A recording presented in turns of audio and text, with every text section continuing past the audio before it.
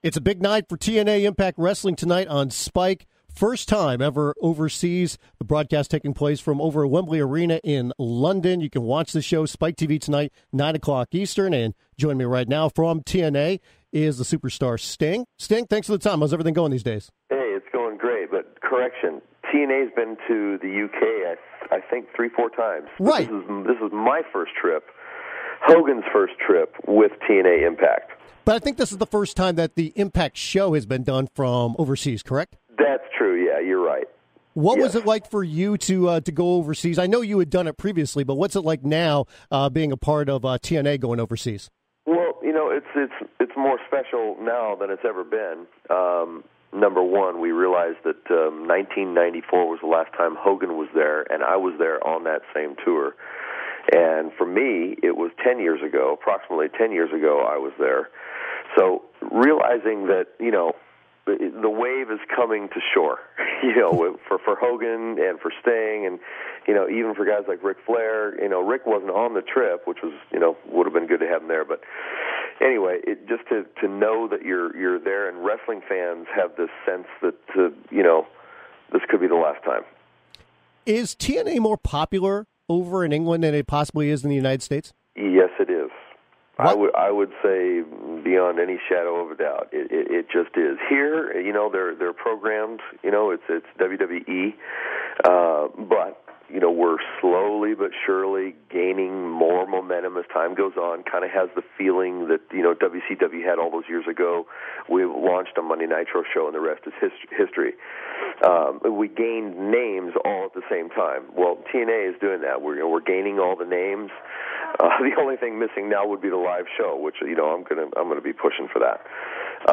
But yeah, I mean, this is a lot the same, and you know, in other countries, our ratings are sometimes 2, 3, and even up to 4 times what WWE ratings are.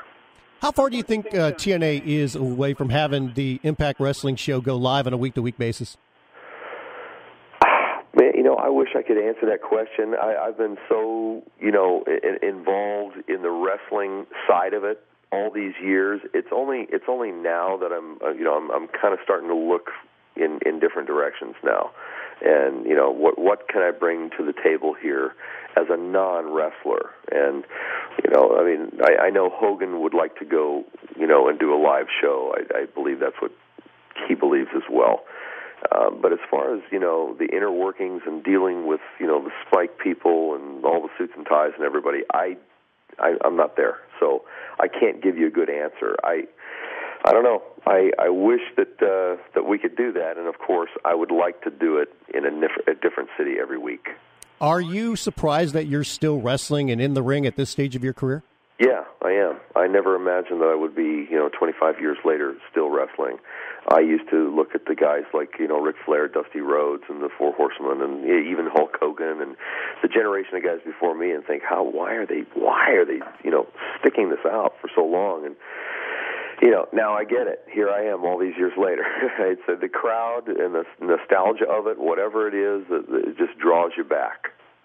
I believe Dixie Carter recently had tweeted saying something along the lines of, she thought that this might be your last year in the ring when it comes to your career. Was that jumping the gun a little bit? No, I don't think so. I mean, she's listening to what I'm saying to her, and you know, I'm saying every year I think, well, this will probably be the last year. And part of it was in the beginning, you know, it was kind of like a project. You know, like I wanted to see TNA Impact. I wanted to see it succeed like we did with WCW. You know, I hated that, being the second-rate or second-class citizen to WWF all those years until we launched the Nitro, and like I said before, the rest is history. We became the number one. Well, this has the same feel, and, you know, I want to be a part of something, a movement like that, and I have seen us. You know, we've gone from being at the fairgrounds in Nashville, Tennessee, period, to being in 120 countries worldwide now. So, and the interest in other countries is enormous. So I can see and feel the momentum going, and it's like I want to hang out until it's done, you know. And I just feel like it hasn't been done. Well, that's part of it, and then the other part of it is, my body is, I just can't go much longer. So, are you surprised that Hogan's still getting in the ring from occasionally? Yeah, I am, especially with his back. I mean, he's got some serious issues, serious surgeries. I wrestled against him last October at Bound for Glory, and he ended up moving a lot better than he thought he was going to be able to move. And he seems to be getting stronger and better. So, and I know it's still in his blood. I know he still wants it. So, I don't know. I don't think we've seen the end of him in the ring yet. Give me an update on your health, specifically when it comes to, I believe that it was thought that you had injured your foot or your ankle recently? Yeah, that was in London. Yeah, I tore something.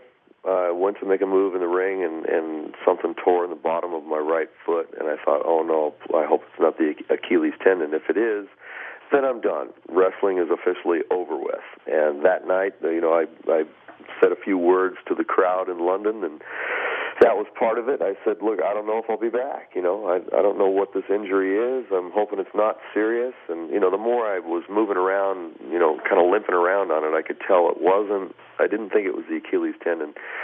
And then I thought, well, there's the fascia down there, and maybe I just tore the fascia. And that's exactly what I did. I tore the fascia off. Any idea how long it could keep you sidelined for? Well, the doctors are saying 4 to 6 weeks, but I mean, it's like I'm just going to stay off it, take care of it, and be back in the ring a week from this Sunday. That's what I was going to say. Wrestler's mentality. I mean, you got to speed that up by half that time at least. Yeah, I mean, you get the Advil and ibuprofen going, and ice in your foot, and I hate it. It's driving me nuts. Like I can't stand not being up on my feet and doing something. I want to be in the gym. I can, and I'm going to go to the gym today. I'm going to get some upper body stuff going, but I can't do the cardio, which I really need to do. I know that you were talking about the growth of TNA and in trying to get to where you believe it should be or where it's going right now. Kurt Angle did an interview fairly recently, and he talked about this past year for the company, and he thought it was a subpar year in his mind. Do you agree with that? Oh, man. I really don't. I mean, I don't think it was a subpar year. I mean, I think a lot of the young guys have been elevated. Guys like James Storm, Bobby Roode. I mean, these guys now are making a name for themselves, and they're elevating the company. Everything is moving up. I mean, we had a very successful trip to the UK. I mean, in my book, that was very successful. Again, getting back to the ratings that we have in other countries, Australia, New Zealand, all over Germany, all over the UK. Incredible ratings. We got stuff going on in India now, so I just see growth. I don't know how it could be considered subpar. I know that Jeff Hardy has dealt with some personal issues, especially over the past year and a half, and now he's back with the company, and it looks like he's doing well. What's your thoughts about being around Jeff now, and how's he doing? It's awesome being around him. He has a whole different countenance on his face, which is good to see. I mean, you could see he was just troubled. He had a lot of personal issues, and it was eating him alive. And it seems like he's got a lot of that stuff straightened out now, and he's got his body back in really good shape. He's riding his bike, I don't know how many miles every single day, and then he's on the road and he's wrestling, and his mindset is completely different. You can see it on his face. He's just I don't think I've ever seen him like this. So I'm hoping that he's going to stick with it. I think he is. It was just a year ago, and there was a lot of rumors that you were going to be going to WWE and appearing at WrestleMania. Looking back on that now, how close did that come to happening? Yeah, well, it was really close. I mean, we were at a place where it didn't seem like we were going to be able to work things out here at TNA.